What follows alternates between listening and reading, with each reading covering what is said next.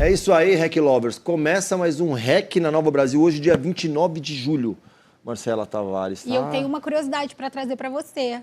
Nessa terça-feira ensolarada, mas que tá um frio do cão, a gente está assim, desprovido de roupa. Mas se você, querido telespectador, visse a nossa chegada aqui na rádio, você... tava glacial, triste, né? Parecíamos dois bonecos da Michelin. Não, eu parecia o boneco da Michelin, você parecia um bebê reborn. Isso é por sua conta. Mas a curiosidade, sabe o que é? São duas, na verdade. Porque eu sou uma cultura em pessoa, né? A primeira curiosidade é que hoje, dia 29 de agosto, está faltando apenas... 29 de julho. Julho, é verdade, estou pulando a etapa. Hoje faltam 149 dias para o Natal. Ah, tá perto, hein? Menino, mas não tá perto. Tá perto. E a outra curiosidade é o quê? A gente tá aqui, nós dois, batalhando, eu e você. Esse frio vai acabar, gente. Vamos empurrar esse julho. Esse julho tá indo embora. E dia 1º de agosto tem o quê? Não sei, mas dia 31 de julho é meu aniversário. Vocês podem mandar presente pra mim, Ninguém vai mandar, viu? Emerson. A situação tá muito complicada. A gente não vai mandar. Inclusive, eu e o Allen, a gente tá produzindo um presente pra você. Depois eu te mostro aqui nos bastidores para ver se você vai ficar feliz com o presente que a gente pode te dar. Mas o pobre, a gente quis dizer o seguinte, que o pobre não tem um minuto de paz, gente. A gente tá conseguindo ainda, né, tirar esse julho da nossa frente, aí vem agosto com o quê? O tarifaço.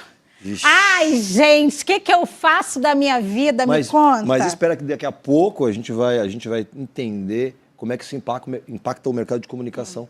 Por exemplo, a gente vai entender que a gente tem um especialista aqui. Eu achei que ele já ia tirar as tarifas pra gente. Achei que ele tinha chegado para dar esse milagre pra gente. Mas isso não aconteceu ainda efetivamente. Tem uma negociação. Você não acredita na diplomacia do nosso país? Não.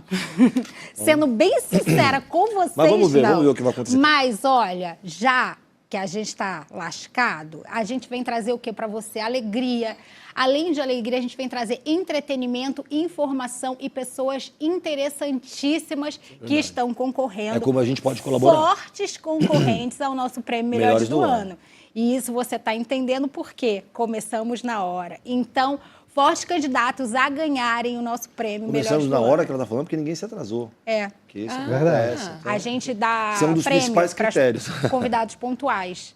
E aí a gente expõe também o nome dos convidados não tão pontuais assim no nosso último programa do ano, que vai ter, né, o Melhores do Ano.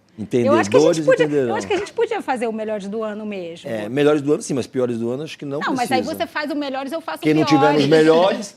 já entendeu que ficou nos piores. E aí... Vamos trazer nossos entrevistados aqui para essa roda? Olha, você que está aí sentindo frio, pega seu café, se o seu almoço não está pronto, aquela macarronada gostosa, quentinha, que aquece o nosso bucho, vai ficar aqui com essa pessoa maravilhosa que veio conversar com a gente. Porque, olha, ela foi a primeira comunicadora nativo digital a se tornar um talento na Globovil. Para você que não está entendendo o que é isso, é o seguinte, é uma área dedicada ao gerenciamento de talentos e projetos comerciais entre marcas e criadores de conteúdos da TV Globo.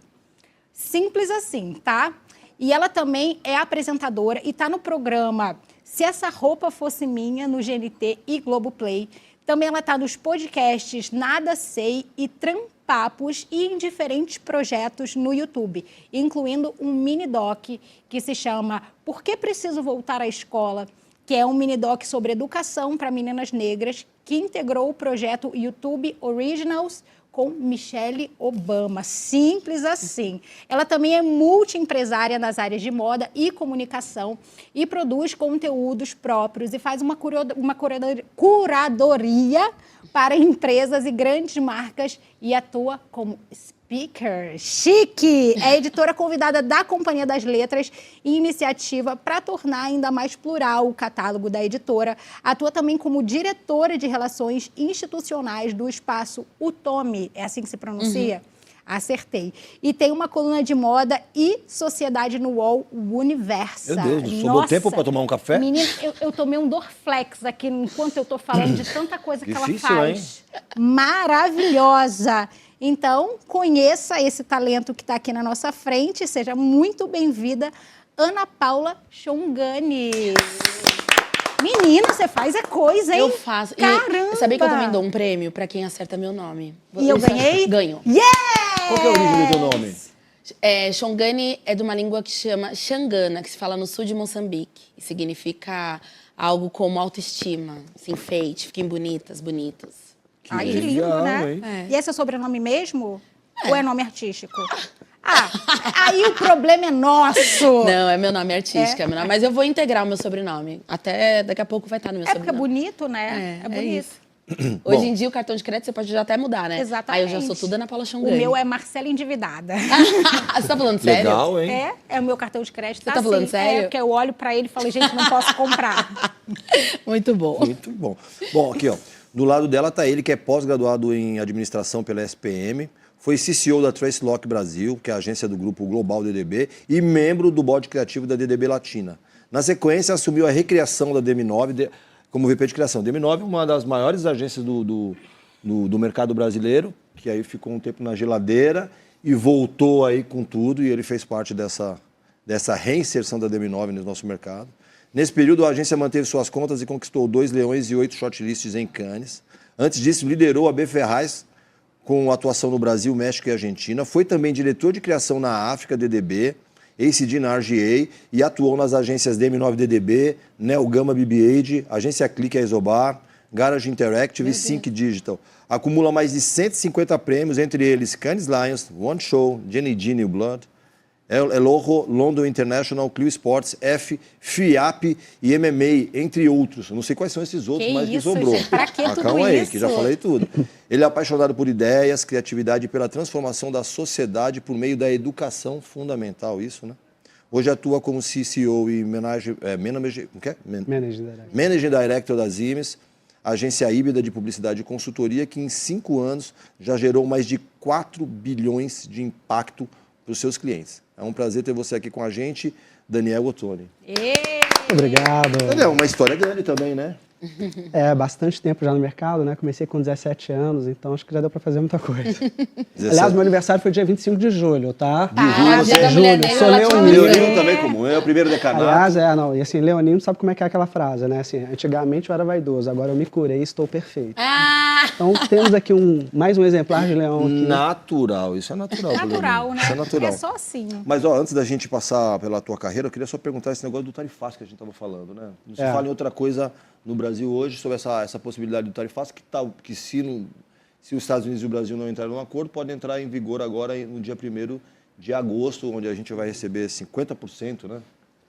50% de aumento nos produtos brasileiros vendidos nos Estados Unidos. Bastante tarifa. Foca na né? cara de desespero ali, ó. Como é que isso Isso. pode impactar no mercado de comunicação do Brasil? Eu acho que primeiro vamos fazer uma análise um pouco mais macro, assim. O tarifaço, ele pode afetar o Brasil como um todo? Pode, mas vamos lembrar também que o nosso país ele não exporta tanto quanto poderia exportar. Então acho que já começa daí. Tem uma questão anterior que é a gente tem uma balança comercial desfavorável em relação aos Estados Unidos, a gente exporta pouco para o resto do mundo, é um país ainda muito fechado em relação ao resto do mundo. Então o impacto também, ele não é tão grande assim quanto a gente vê nas notícias, porque primeiro, se a gente tivesse uma super dependência dos Estados Unidos e tivesse essa balança comercial de uma maneira mais desfavorável do que já está no momento, o impacto seria maior. Então, acho que o primeiro ponto nada é tanto assim. Depois, quando a gente vai para o mercado de comunicação, o que isso afeta? Afeta porque as marcas hoje, que são marcas globais que são atendidas no Brasil ou que exportam para os Estados Unidos, tem um impacto que já está acontecendo na Bolsa de Valores. Quer dizer, o mercado já está precificando o tarifaço. Então, tem 3 dias que a Bolsa está caindo, né? E algumas ações que têm essa relação direta com os Estados Unidos, que vende para os Estados Unidos, já estão caindo. Que me parece uma coisa muito de momento, do que algo que veio para ficar, né? Como sempre acontece. Agora, vai ter uma negociação. O Trump ele sempre começa com um valor de tarifa muito mais alto do que depois. Assim com o mundo, né? Ele sempre depois diminui para alguma negociação que vai acontecer. Então a gente espera que o Brasil saia bem disso no final de tudo, mas vamos lembrar que a gente tem um mercado interno muito forte, né? Então, assim, tem muitas empresas nacionais. O Brasil, ele consome muito do que ele produz. Então, o impacto ele vai existir, talvez não proporcional ao tamanho da preocupação que a gente está tendo. Esse é o meu ponto principal. O principal problema é a crise diplomática, no caso. Sem dúvida. E aí acho que tem dos dois lados uma questão para ser resolvida, né? Então, o tarifaço ele vem com um viés político muito mais forte do que um critério técnico. E do nosso lado também, como a gente vai surfar essa onda, né? Então, assim, até onde a gente está indo para resolver rapidamente isso, ou isso ser transformado numa grande narrativa que vai acompanhar aí as eleições do ano que vem. Então, a gente tem que equilibrar esses dois lados para poder entender um pouco o que vai acontecer. Mas, assim, eu acredito muito no que o governo tem a faca e o queijo na mão para poder sair bem de uma negociação com eles. E a gente não ter um impacto de 50%, né? Mas vamos lembrar que o brasileiro é um povo muito criativo e que sempre dá um jeito de sair bem das situações. Além de ser um país extremamente pacífico. Então, eu não acredito que a gente vai ter um problema muito... Não acho que é nada que você precise ficar sem dormir, tá? Isso aí, gente. Pode dormir, hein? Eu gostei da sua autoestima e eu também. E gosto quando você coloca da criatividade, que é a nossa área, né? Não só do brasileiro ser criativo, mas também toda crise é uma oportunidade, a gente sabe disso. Eu acho que é uma oportunidade também para a gente olhar para outros mercados, fazer novas relações, entender o potencial do próprio Brasil, entender o potencial do próprio brasileiro. Então, acho que toda essa movimentação é um convite também para a gente ampliar novos olhares. Então, eu amo quando você diz que temos uma questão, mas calma, porque esse calma também potencializa o que a gente tem de bom. Quando a gente olha com mais calma, a gente fala assim, nossa, então a gente consome tanto do nosso próprio país, que legal. Que bom a gente conhecer que a gente produz tanto também. Talvez a massa brasileira não sabia que o nosso país é tão farto em produção, né? Talvez o brasileiro não sabia o quanto que a gente mantinha os supermercados norte-americanos, por exemplo. Então, tem conhecimento que vão sendo traduzidos a partir dessa crise.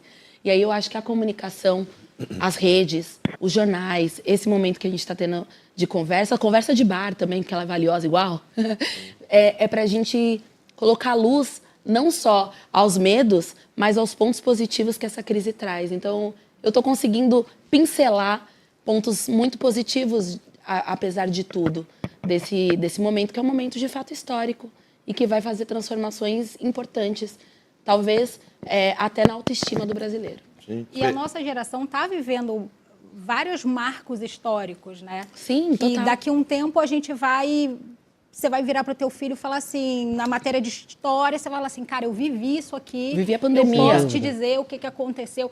E o Daniel é tão calmo, tão sereno que eu nas tô respostas calma. dele, que para mim acabou. Eu já sei que eu vou para Disney ano que vem. Tá Eu já tudo vou certo. comprar a minha passagem acreditando no Talvez Daniel. a Disney Paris, mas você Olha, vai... Não, eu vou para Disney nos Estados Unidos. Tem Copa Não. do Mundo ano que vem, eu Pelo quero amor de ir. Deus, leva É a verdade, gente, é Daniel, verdade. pra Copa do Não Mundo, é? pra gente torcer lá em Miami. É lá. É lá. Vai ser Lá, um Canadá, trio, Estados né? Canadá, México, México, México, Estados Unidos uma e loucurinha Canadá. também, né? Mas amém. Gente, mas nada melhor do que os Estados Unidos pra gente poder comprar numa Ross, numa Burlington, umas coisinhas baratinhas que a gente adora. Agora, Ana, você falou em potencial. E eu vou usar a sua palavra para traduzir você, porque você é um grande potencial, né? Obrigada. E como a gente fez a sua apresentação aqui, você foi uma das pioneiras a trazer a internet para televisão. Como é que foi isso, assim? Na verdade, primeiro eu quero saber como é que a internet aconteceu na sua vida.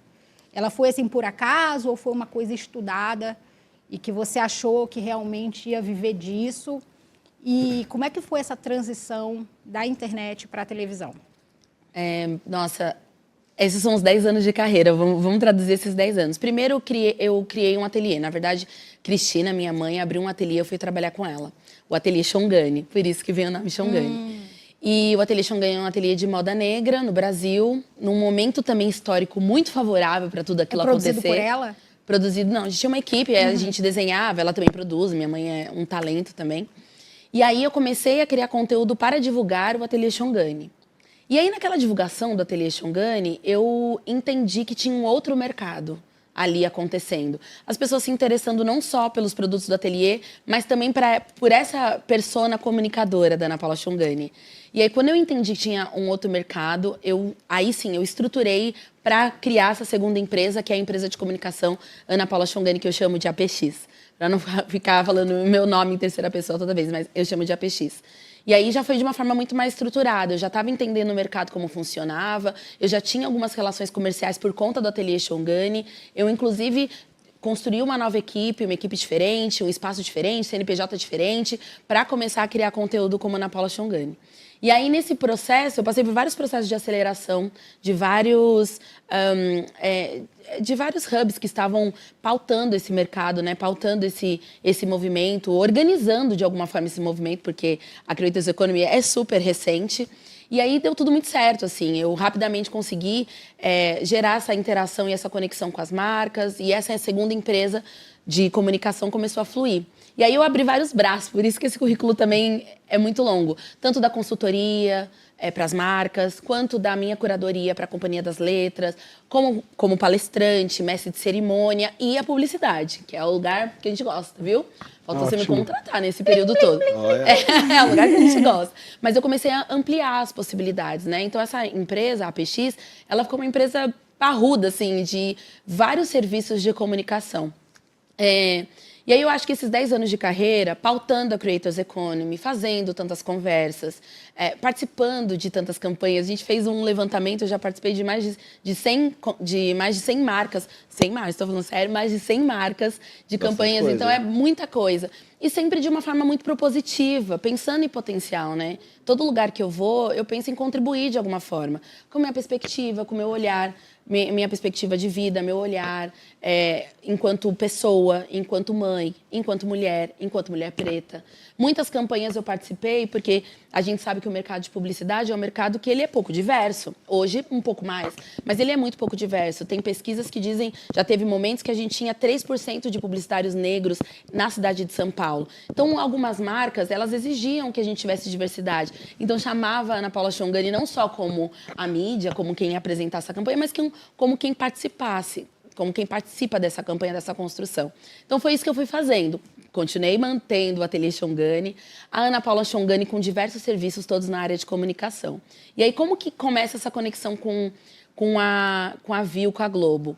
Nesse período, eu entendi que o trabalho de blogueira, de influenciadora, ele poderia ser ampliado e a gente poderia, de alguma forma, torná-lo um trabalho coeso, sabe? Formar mesmo essa geração de criadores. E aí eu fui para a sala de aula, fui estudar. Então eu fiz um curso técnico que eu amo, que é um técnico em apresentadora de TV, um curso de mestre de cerimônia e uma pós-graduação de jornalismo e comunicação. Então esse conhecimento me ajudou. Trouxe uma bagagem, né? E trouxe uma bagagem que, junto com a minha experiência de trabalho, chamou a atenção da Globo. Que está, sim, nesse momento importante de olhar para as redes sociais, de entender essa TV 3.0, que é uma TV que vem aí, mas uma TV de extrema interação com o público, que é o que a gente já faz na internet. Sim. E cria-se essa área, né, que é a Viu, onde os talentos Globo, os apresentadores, os atores que a gente conhece, estão interagindo mais com as redes sociais. E aí eles falaram, a gente pode fazer o caminho inverso. Vamos buscar uma criadora que está nas redes sociais, mas que também pode interagir com a TV. E aí eu acho que foi o match perfeito, porque além de trabalhar nas redes, eu já estava participando fazendo a minha formação enquanto apresentadora, inclusive de televisão. Então foi o match perfeito para fazer esse caminho de mão dupla. Tanto dos apresentadores irem para a internet, e aí a gente se ajuda, eu converso com eles também, quanto eu da internet ir para a TV. E eles também me ajudam, me orientam, conversam comigo, Eliana, muito parceira, Tadeu, a gente tem conversas com eles, outras pessoas que estão lá, para fazer essa integração, que vai ser aos poucos, que vai ser, como é um movimento novo, eu acredito que vai ser aos poucos, vai ser entendendo as oportunidades, construindo um novo caminho, mas sem dúvida um caminho que é muito potente. Porque hoje a gente já vê TV pautando a internet pautando TV todos os dias. Já é dia a dia, né? Já é dia a dia. Agora imagina a gente transformar esse potencial em um setor. Em talentos Globo que fazem essa conexão. E é isso que eu tive a sorte de ser a primeira. E ser primeira tem seus desafios, mas também é uma sorte, né? Porque você tem a Pioneirismo oportunidade... tem esse valor, né? É, e você tem a oportunidade de ajudar e de contribuir mesmo, sabe? De ajudar nessa construção. Tá sendo incrível. Ana, mais uma vez você desbravando, né? Mais uma vez. Impressionante, assim. E não sei se vocês já seguiram a Ana, mas eu recomendo. Antes de vir para cá, eu fui seguir ela no Instagram, Ana Paula Chongani.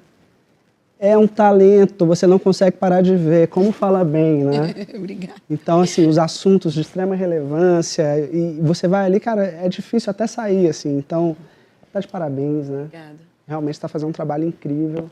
E eu fico muito feliz de ver que a Globo te pegou para poder fazer esse caminho inverso, porque eu acho que você vai desbravar muito bem. Vamos, hein? Vamos junto. É isso.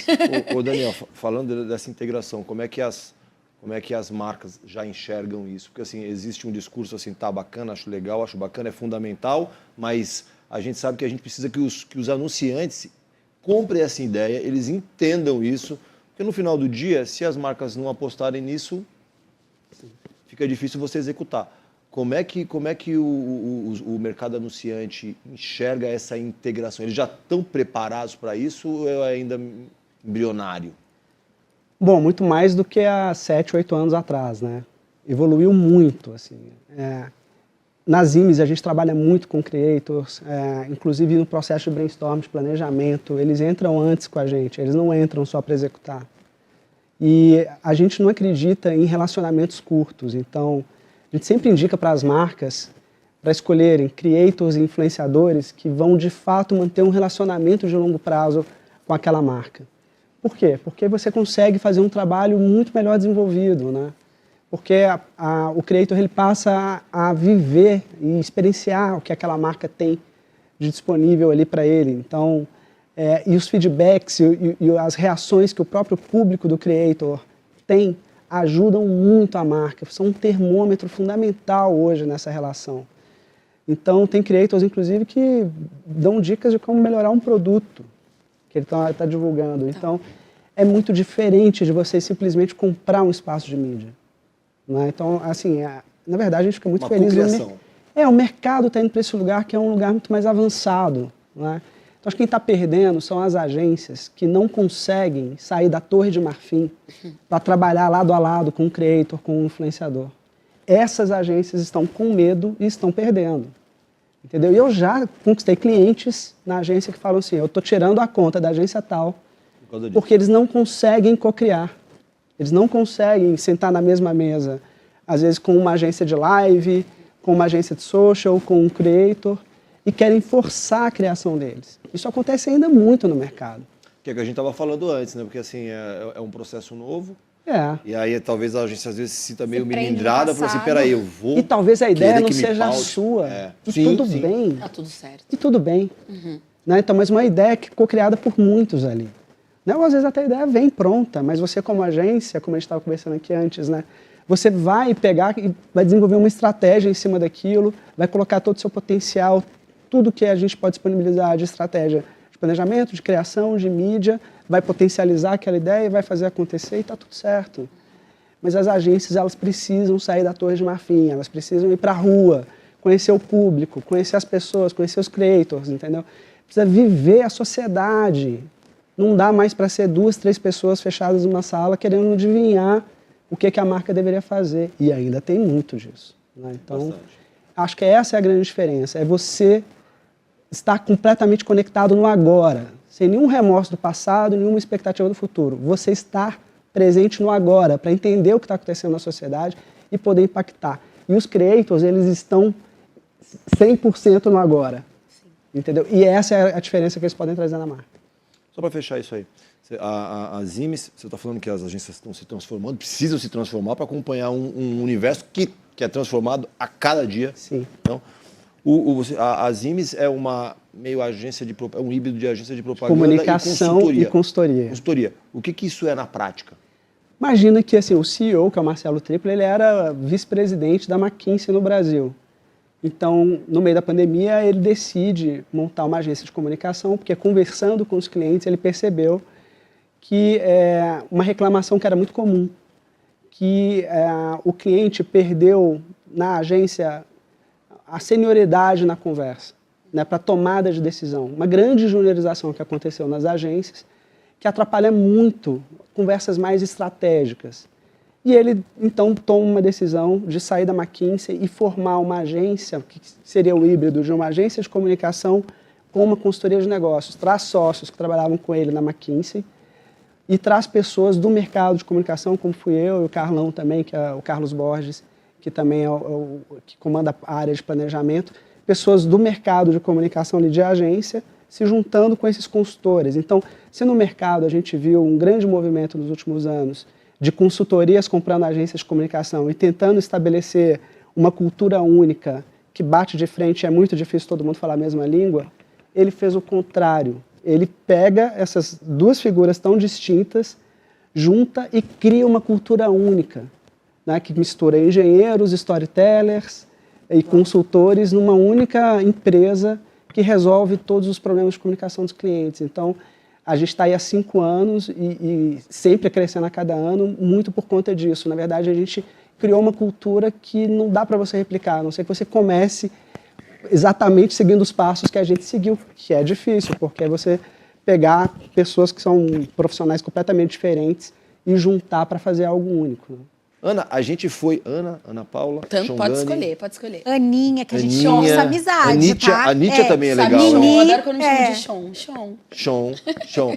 A gente foi pro digital, pro Break no Digital, assistindo um conteúdo seu, onde você mostrou a criatividade para manter uma tradição familiar. Uhum. Como é que funciona essa tua relação criativa com a tua família? Como é que eles enxergam a tua trajetória? É inspirador para eles ou é normal? Ninguém esperava menos de você? Olha, a minha família... Eu sou de uma família da comunicação e das artes. Assim, meu avô era entalhador, o meu irmão é do audiovisual, meu pai foi fotógrafo há muito tempo, a minha mãe também é uma grande artista manual. Então, minha família é da comunicação e das artes, assim. Essa é a base, é minha herança familiar, de alguma forma. E eu acho que, assim, todo mundo me incentivou. Então, muito pequena, eu tive a oportunidade de ter uma mãe que teve a oportunidade de cuidar de mim. E aí, por que eu falo isso? Eu sou de uma família preta, da periferia de São Paulo. Nem todas as mães pretas podem não trabalhar para cuidar dos seus filhos. Sim. E minha mãe teve essa oportunidade.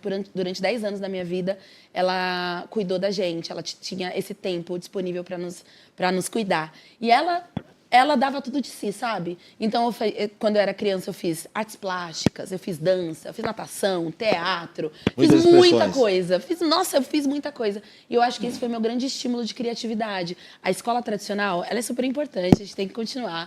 Mas você ter oportunidade de muitas vivências é muito legal. Eu fiz coral baobá, eu aprendi Yorubá criança. Um monte de coisa.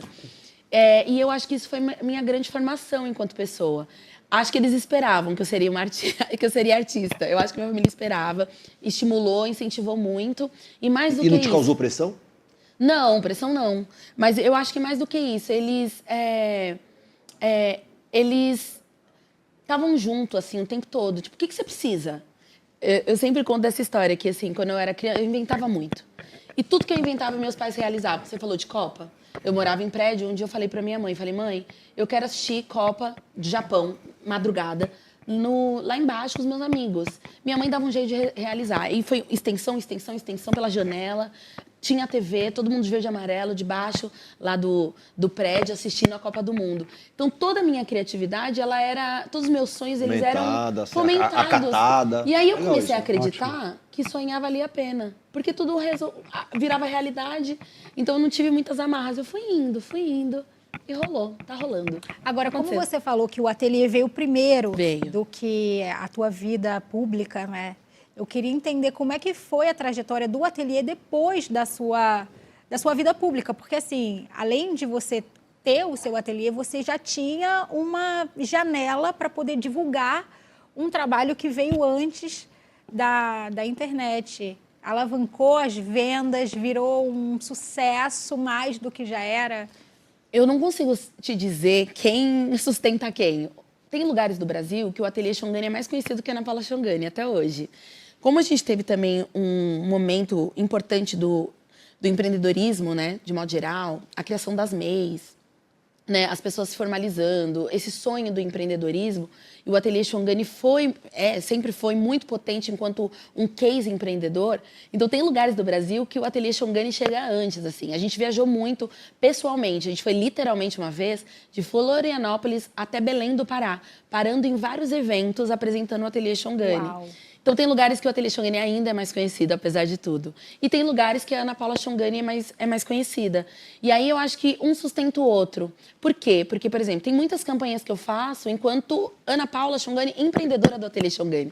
Então, eu entendo que eu preciso do Ateliê Xongani. Assim como, sim, quando a presença da Ana Paula Xongani está no Ateliê Xongani, alavanca as vendas, de alguma forma.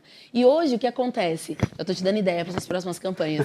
Tem campanhas que a gente coloca os dois, o Ateliê Xongani e a Ana Paula Xongani. A gente fez uma campanha para uma marca, por exemplo, que a gente criou o case. Qual o Ateliê marca?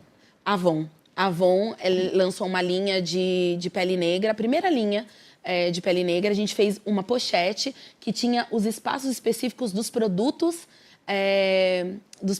da Avon. E, ao mesmo tempo, a Ana Paula Xongani fiz uma carta manifesto, enquanto uma personalidade negra fez uma carta manifesto do lançamento dessa campanha e também fiz a campanha nacional de TV. Então, olha que legal, o lance de eu ter um empreendimento e ter a Ana Paula Xongani, dá para juntar tudo e fazer disso uma grande história. Eu gosto quando você diz dessa relação profunda com as marcas, sabe? Dessa relação de troca real com as marcas. Então, hoje eu vejo o Ateliê Xongani como mais uma oportunidade de troca com as marcas. Eu coloco os dois aqui, ó, juntinhos. Então, e para quem ainda não conhece o Ateliê, tem uma rede social, lógico, né? E envia para todo o Brasil. Envia para todo o Brasil. A gente está agora num processo de expansão para enviar para o mundo todo, a partir da Amazon. Então, a gente também está fazendo esse movimento. E o Ateliê Xongani é ateliêxongani.com, Ana Paula Xongani é anapaulaxongani.com. E tem o Fundo Xongani, que é minha área social também. Então, quando você entra www.xongani.com, você é direcionado para três caminhos. Ou você vai para Ana Paula Xongani, ou você vai para Ateliê Xongani, ou você vai para o Fundo Xongani. Ou seja, vamos lá gastar nosso rico dinheirinho. Exatamente. Bora. Em moda, né? A moda é para qualquer um, menos pro Emerson, que... Não, ele é um Se case. você Ele vir é um case. o casaco do Emerson, você vai falar assim, gente, cancela a moda. Eu acho que eu tinha que fazer aqui o Mentira, podcast com eu o acho casaco. que ele Eu também acho. Eu vou colocar Quer que já eu já. pegue? Não, não precisa. Se você Eu vou quiser, colocar. Eu vou colocar já já. Não, eu vou colocar já já o casaco. Não, brincadeira, vou fazer gente. Isso, eu vou fazer isso. É legal. É uma personalidade, né? Tem gente que tem, tem gente que não tem. Não tem. Daqui a pouco a gente vai falar do que é efetivamente a moda, né? Mas antes, a gente tá falando aqui a Ana Paula falou do background dela. Vamos falar do seu background. Você disse que começou com 17 anos de idade. Você começou com 17 fazendo o quê? Exército que não foi. Não. Cara, impressionante, Por que não né? foi? Mas a idade, né? Porque ele falou que começou a carreira no mercado de comunicação. Não a carreira militar. Eu comecei numa produtora, eu sou de Belo Horizonte, comecei numa produtora que era um estúdio de design, uma produtora de shows. Logo na sequência, os meus pais me emanciparam para eu poder montar com meu irmão o primeiro cinema 3D que tinha no país, com a mesma tecnologia da Disney. Fala que Basicamente, tinha 17 anos. Que legal. A minha primeira empresa, minha primeira versão ali empreendedora foi com 17. Muito novo, né? Eu com meu irmão mais velho. Deu muito certo durante 2 anos. Teve uma parceria com a Disney, né? Pois é, a gente fez uma parceria na verdade, com os mesmos óculos da tecnologia da Disney.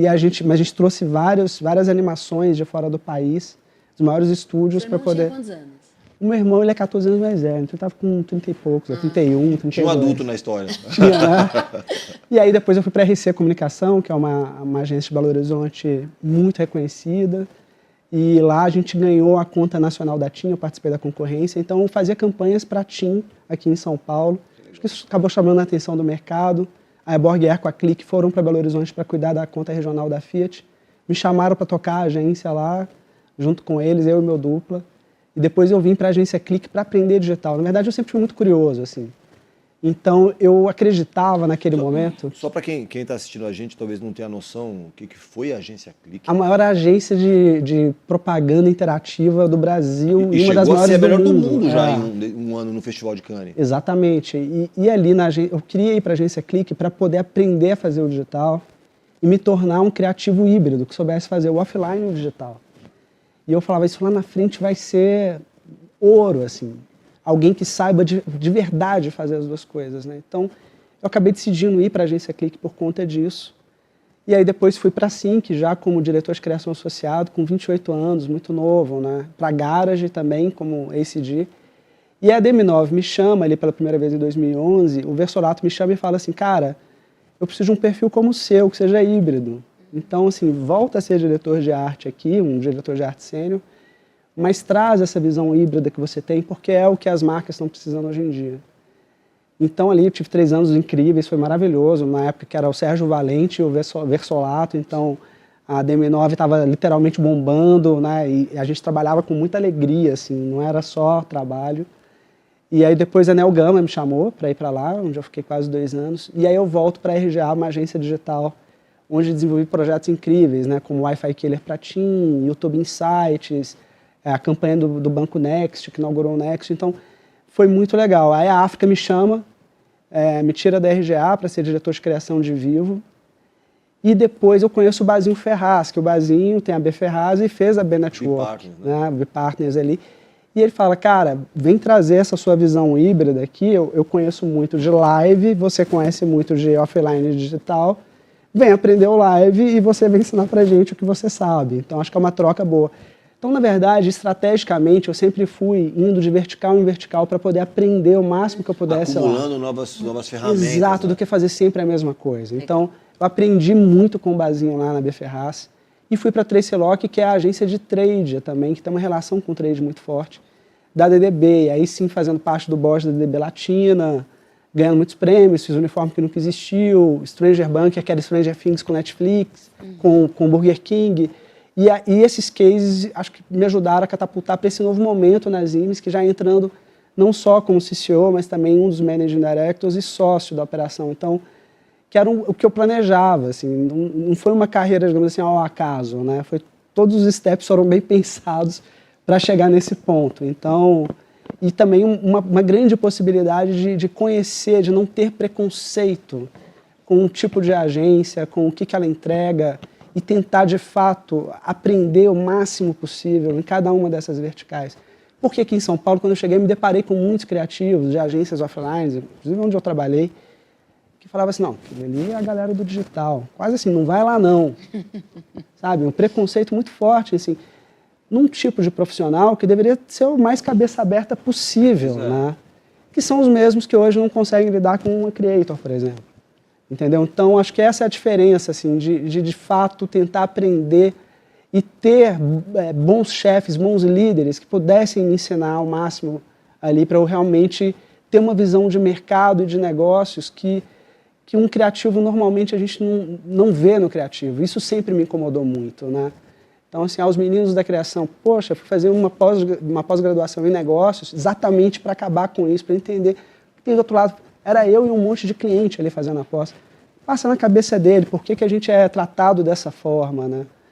Para poder ter essa relação entre criatividade e negócios. É isso que eu sempre busquei trazer, né? Um criativo que, claro, acho que a criatividade tem que ser o mais criativo possível, mas não uma criatividade gratuita, uma criatividade que vai fazer diferença no negócio do cliente, que vai gerar resultado, números para o cliente. É sobre isso. Porque não é ONG, né, minha gente? Então, no final do dia é isso, né? É isso. Tem que vender. Tem que vender, então acho que foi por aí. Você falou de uma criatividade que vai fazer diferença no resultado final do cliente. Legal, e também DM9. O Festival de Cannes esse ano foi um festival interessante, importante para o Brasil. O Festival de Cannes é a Copa do Mundo da propaganda, onde os maiores anunciantes, as maiores networks, as agências, os maiores profissionais chegam lá e se beneficiam do desempenho de cada um. E no mercado publicitário, tanto para a agência quanto para o profissional e para o cliente também, quando você ganha um prêmio, quando você ganha um leão, isso traz status, isso muda a carreira do profissional, isso valoriza uma agência, isso envaidece uma marca. Não necessariamente isso interfere no resultado final do cliente. Mas esse ano, que era um ano para ser muito especial para o Brasil, porque o Brasil foi o primeiro país criativo homenageado do festival, e um ano onde o Washington Oliveto foi homenageado, um dos maiores nomes da propaganda mundial, que nos deixou aí no final do ano passado, foi homenageado. A gente teve uma participação bacana, a gente teve, no final, 5 Grand Prix, a gente nunca tinha ganho isso, a gente tinha ganho 3. E a gente tinha ganho um 6º Grand Prix, que foi justamente da DM9, a agência que você ajudou a recolocar de uma forma fantástica no mercado de comunicação. Ela teve um case que foi o Grand Prix, o Leão foi tomado justamente pela construção de um case que não traduzia uma realidade, que é uma praxe do mercado. Existe um case que aconteceu efetivamente, existe um case que você apresenta que aí você tenta dar uma infladinha para ele ficar mais bonitinho. Isso foi mal visto, isso derrubou, não necessariamente a participação da DM9, mas isso é uma praxe de mercado, não só brasileiro. Sim. Mas como aconteceu com a gente no Ano do Brasil, isso deu uma depressão, baixou um pouco a nossa energia e trouxe de volta a discussão sobre vale tudo para você ganhar um leão. E aí você fala que o case, a campanha, a ação, seja no digital, seja no online, precisa se traduzir em números. Resultado. Em resultado para o cliente. Você, como tanto ganhador de prêmios quanto jurado dos principais prêmios do mundo, como é que você acha que isso interfere nos próximos passos dentro dos festivais e dentro do dia a dia da comunicação mesmo? Pergunta longa, né? Pergunta longa. Perguntão, parabéns. Perguntaço, né? Não, acho que primeiro acho que a palavra de ordem agora é amadurecimento, né? O mercado vai ter que amadurecer muito e entender quais são os limites, assim. O fato é, você consegue criar campanhas reais com resultados reais que sejam premiáveis. Ponto. Então, assim, é possível. O uniforme que nunca existiu, que ganhou lá em inglês e ganhou em esporte, é totalmente real, os números são totalmente reais. Foi a maior campanha da história na Centauro nos últimos 20 anos. Ela foi criada muito antes do festival. Em algum momento a gente percebeu que ela era muito premiável e inscrevemos. Então, assim, é possível, né? Então, quando a gente fala, por exemplo, 3Fs que a gente ganhou lá com Stranger Bunker, que foi uma collab da Netflix com o Burger King, né? Que a gente pegou o Burger King da Paulista, né? E transformou ali num bunker de Stranger Things. O meu 3Fs foi o mês que mais vendeu o Whopper da história do Burger King no mundo. É real, é número real. E é premiável. Então, o meu ponto é que dá para fazer. O caminho é mais longo, talvez não vai gerar tantos prêmios assim, vai ser uma quantidade menor, não vai ganhar um Grand Prix, talvez. Ok, mas assim, é possível chegar lá. Então, acho que o aprendizado que a gente tem para o mercado é que não vale tudo. Não é? E assim, a gente estava numa distopia muito grande. Então, acredito que o recado que tem para todo mundo é que, primeiro, assim, não é sobre uma pessoa só, mas tem um sistema que está doente na forma de agir, na expectativa que os grupos têm dos criativos, nas cobranças que são feitas, no que é dito dentro do júri, na politicagem que é exercida. Eu acho que assim, não dá para apontar apenas para uma pessoa que é demitida, que é desligada, e achar que o problema está resolvido. O sistema está doente. Então, assim, tem várias políticas de premiação que as agências estão desenvolvendo agora, que eu acredito que vai ajudar. Você está falando do Washington Oliveto, ele odiava Fantasma, ele deixou de escrever por conta disso. Todos os prêmios que ele tem são de campanhas reais que foram para a rua. Né? Então, assim, ele levou a W Brasil a ser uma agência super criativa sem fazer esse tipo de trabalho. Então, ele é o maior exemplo de que é possível, né? Que é possível você conseguir fazer isso sem apelar dessa forma. Então, eu espero que o mercado, de fato, amadureça em relação a isso, e que não seja apenas um ano em que as coisas não deram tão certo quanto poderiam ter dado, e que, de repente, tudo volte como era antes. Não, a gente tem a possibilidade de dar uma virada agora real, né? Das pessoas não aceitarem mais esse tipo de coisa e tentarem, de fato, produzir algo que seja eficaz para os clientes. Assim, eu só sinto que o cliente é muito esquecido nesse processo da premiação. Quando ela vai para esse âmbito que parece um trabalho de escola, né? Que é um trabalho que é desenvolvido que parece que não precisa nem ter ido para a rua. Então, assim, não dá mais para ter isso, entendeu? Então, eu acho que é um processo ótimo para todo mundo vai sair ganhando lá na frente. Está doendo agora, mas acho que todo mundo vai ganhar lá na frente. E aí, depois dessa resposta do Daniel, Ana, a gente já entendeu que não vale tudo, né? Não vale. Tem coisa que a gente já fala, opa, é melhor a gente deixar quieto. O que não vale para você no trabalho. E isso eu estou englobando o seu trabalho todo, com publicidade, com pauta, com o trabalho do Ateliê Xongani, com tudo. O que vale e o que não vale a pena para você? Para mim não vale... É até uma oportunidade de você falar também, esse tipo de marca eu não trabalho. Sim. Ou segmento. Esse tipo de segmento. Sim. Muita coisa não vale. Eu acho que qualquer coisa que vai prejudicar o meu público consumidor definitivamente não vale. Que não vai gerar segurança, não vale. Então, jogos, por exemplo, não faço jogos e tal. De azar ou até campanhas, evito campanhas que tenham a ver com consumo de medicamentos sem comprovação da Anvisa ou alguma coisa que vai ou medicamentos que vai estimular o que uma alimentação saudável poderia estimular de alguma forma. São coisas que eu evito. Mas também tem coisas que eu não evito e eu acho que isso é o mais interessante. Por exemplo, tem muitas campanhas, eu já participei de muitas campanhas, inclusive de muitas marcas, que estavam passando por crises, por exemplo, com questões raciais. Eu entendi no processo do meu trabalho que as marcas estavam passando por transformações importantes nesse ponto.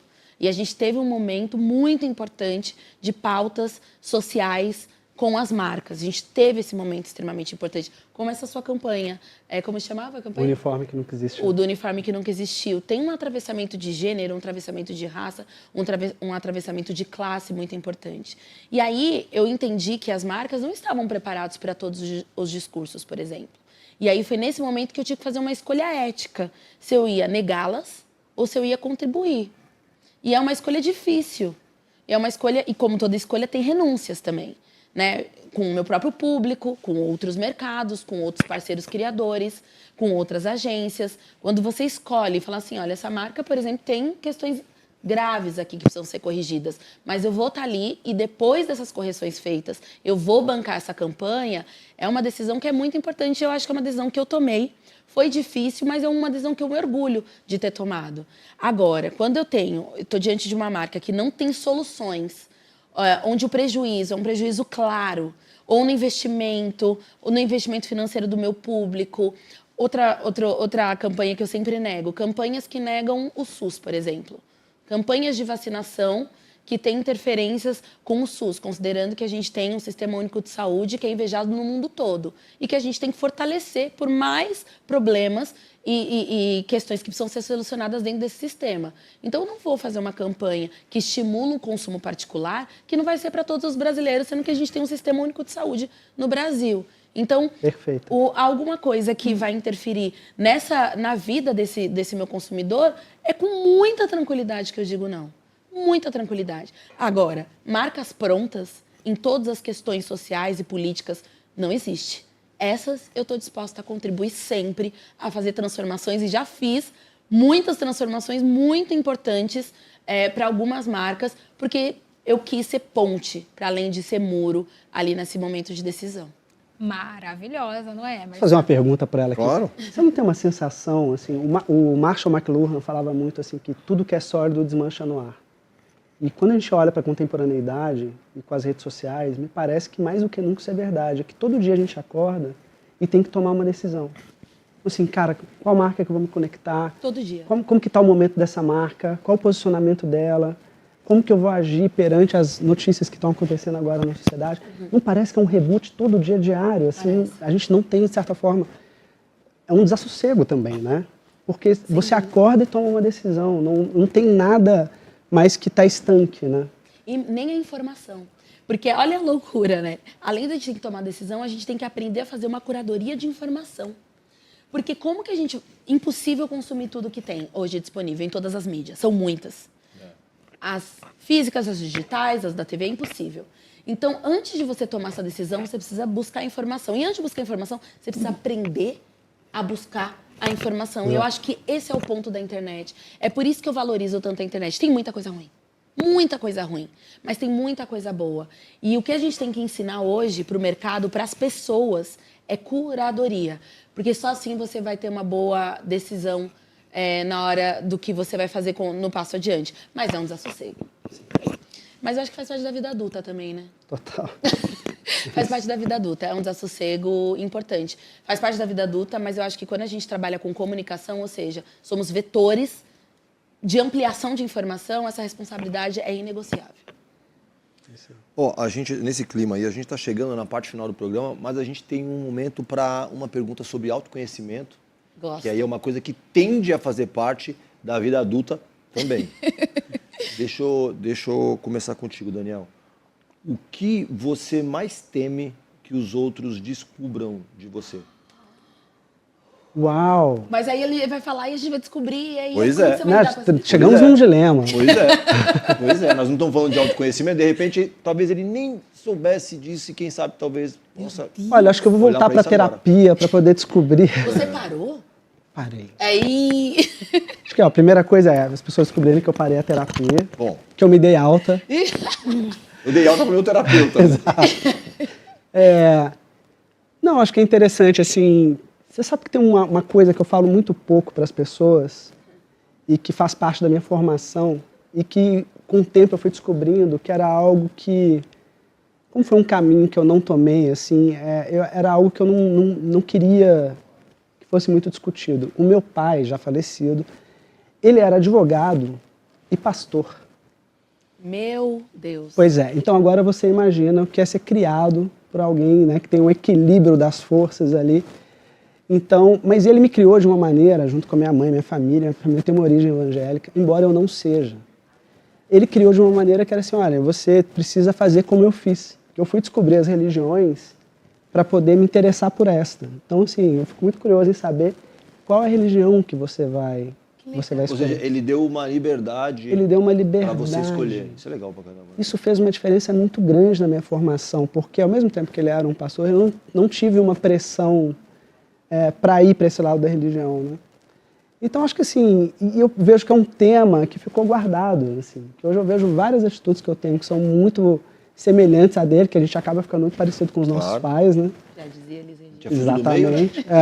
Mas é que eu vejo assim que era quase uma vergonha, entendeu? E que eu vejo que era uma grande bobagem. Na verdade, ele me ajudou muito em questões morais, éticas, ele me deu uma base muito boa e uma consciência muito grande de ter criado um filho que ele tinha tudo para ser um bitolado ali dentro do que ele acreditava e que ele falou, cara, perde as amarras, vai ser você, né, na plenitude do que você pode ser, assim.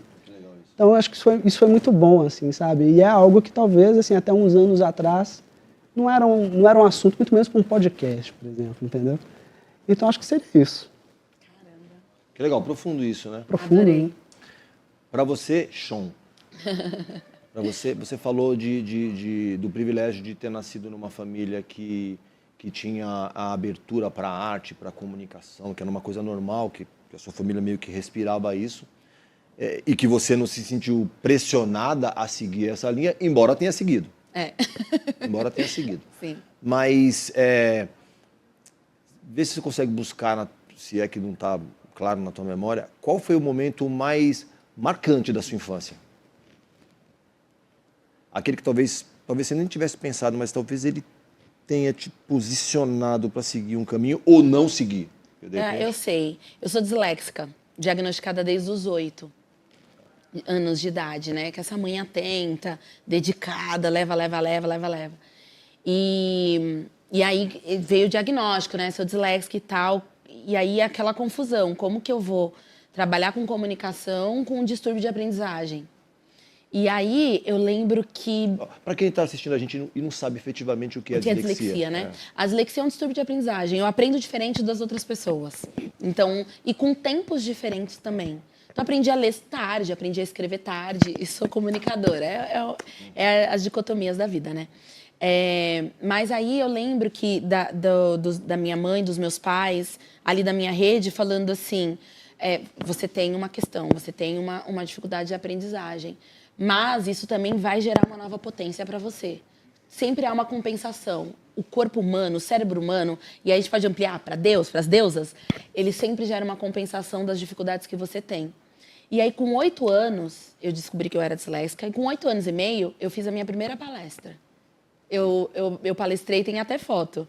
Posso mostrar para vocês depois. A minha primeira palestra é no Mackenzie, falando sobre dislexia.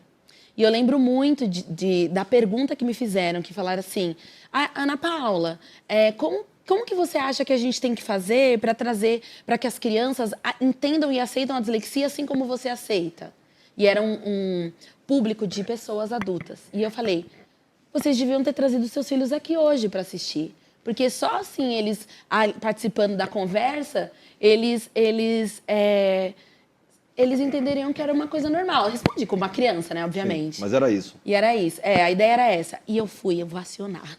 Eu era muito pequena, sabe? E ali, com medo do diagnóstico, ao mesmo tempo palestrando com 8 anos de idade. E aí aquelas pessoas me aplaudindo, assim. E aí ali, eu acho que eu acreditei no meu potencial de comunicação. Falei, então as pessoas aplaudem quem fala uma coisa importante. Não é só quem é bonito, né? Lido como bonito, lido como padrão, lido como magro, lido como o ator ou a atriz que encara um personagem. As pessoas aplaudem uma pessoa que fala uma coisa importante. Eu acho que, sem dúvida, isso encaminhou a minha jornada como comunicadora. Que legal isso, hein? Demais, né? 8 anos, primeira palestra, assim. Legal. E é realmente algo que ditou o que veio a seguir, né? Sim. Você falou com a alma ali, mas você falou algo super relevante para todo mundo ali. E com a inteligência de uma menininha de 8 anos, que aí todo mundo tem sua inteligência, isso é tão bonito, sabe? E conseguiu fazer essa leitura, né? É. Você poderia ter feito exatamente tudo que você fez, só que não ter feito essa leitura de que realmente eu consigo ser interessante. As pessoas interessantes também têm espaço. Sim. Isso é legal. Bom, eu quero agradecer... Tá? Do nada, assim, brum. Mas é assim a vida, né? Eu quero agradecer demais a presença de vocês. Vocês Obrigado. conseguirem encaixar na agenda de vocês um horário para a gente conversar e falar sobre tudo, e falar sobre trabalho, e falar sobre vida, e falar sobre paz, e se abrir, e falar sobre, de repente, talvez a síndrome do impostor, será que... Eu acho muito legal isso. Você gostou? Eu gostei. Gostou mesmo? Gostei. Eu quero saber se a gente vai para os melhores do ano ou não. Isso. É isso. Não, fiquem tranquilos, já reservem a última. Vai ser em torno do dia 16. Gala De dezembro. Por favor, a gente pode fazer uma parceria com o Ateliê Xongani para produzir o look de todo mundo que vai vir, inclusive o nosso, não é? Caprichar bastante no dele. E pronto. Olha aí. E pronto, vocês são fortes concorrentes a esse prêmio Muito de melhores bom. do ano. Não só Lindo como isso. pontualidade, mas de teor de interesse da entrevista também, porque às vezes vão as pessoas tão desinteressantes Para. aqui, que falam coisas tão chatas, que a Para. gente fica pensando no que a gente vai fazer durante a semana toda do que prestar atenção no que a pessoa está falando. Mas Para, é verdade, para com isso, Emerson. para com Você isso. por diversas vezes já falou pra mim, Olha, foi chato, olha, hein? olha, às vezes tem assunto que não é tão interessante para mim, Diversas vezes. mas é muito interessante para Não, que outra não pessoa. é interessante pra ninguém, gente. A gente sabe, a gente tem uma proximidade. Não, a me gente ajuda. não Eu quero precisa nomes, criar vamos botar tabu. fogo no parquinho. A gente né? fala assim que acabar, porque a gente tá sem dinheiro pra bancar o processo. Tem essa também, muito importante. Mas muito vocês importante. foram super interessantes, vão estar concorrendo a Foi vários ótimo. prêmios. Ó, para fechar, quem quiser, a marca que quiser conversar com você, que quiser de repente entender qual é a vantagem de ter uma agência híbrida entre consultoria e agência de comunicação, qual que é o ponto de contato? Acho que eu vou dar o meu Instagram, né? Daniel Ottoni, tudo junto, né? Com 2 T's. Me manda um direct, a gente conversa. Acho que é a maneira mais fácil, assim, de me alcançar. Anota, fala de novo, porque a pessoa não anotou. É difícil você falar com um gestor, com alguém de comunicação que não fala assim, vai pro meu LinkedIn. E formaliza a conversa. E ok também, então tudo certo. É difícil você entrar para... Vem aqui no meu Instagram, porque é uma coisa mais pessoal, já mostra um pouco de personalidade. Ele é diferente. Sabe uma coisa É assim? diferenciado. Ele é diferenciado. Eu vou te falar por quê. No LinkedIn, eu demoro mais a responder do que no Instagram. No Instagram, eu tô mais conectado lá. E às vezes me procuram mesmo no Instagram e as coisas acontecem, assim, porque eu respondo todo mundo. Então, acho que também é essa facilidade, né? Chique. É bom para você. Sean. Ana Paula Xongani em todas as redes e www.xongani.com. Tem tudo para Ateliê Xongani, Fundo Xongani e Ana Paula Xongani. É isso. Aí, ó, se você quer se aproximar, se você acha que o teu segmento não vai atrapalhar as pessoas, não vai trazer um desserviço, você pode se aproximar da Sean, né? E se trouxer um de serviço, pode se aproximar da gente, porque Para com isso. a gente é um desserviço para a humanidade. Para com isso, para com isso. Ó, agora é o seguinte, eu quero lembrar você que toda terça-feira do meio-dia a 1, a gente está aqui no Instagram, no TikTok, no YouTube e a qualquer momento do dia nas ondas da... Nova Brasil! É isso aí, então um beijo E até semana que vem. Tchau, até agosto. É verdade.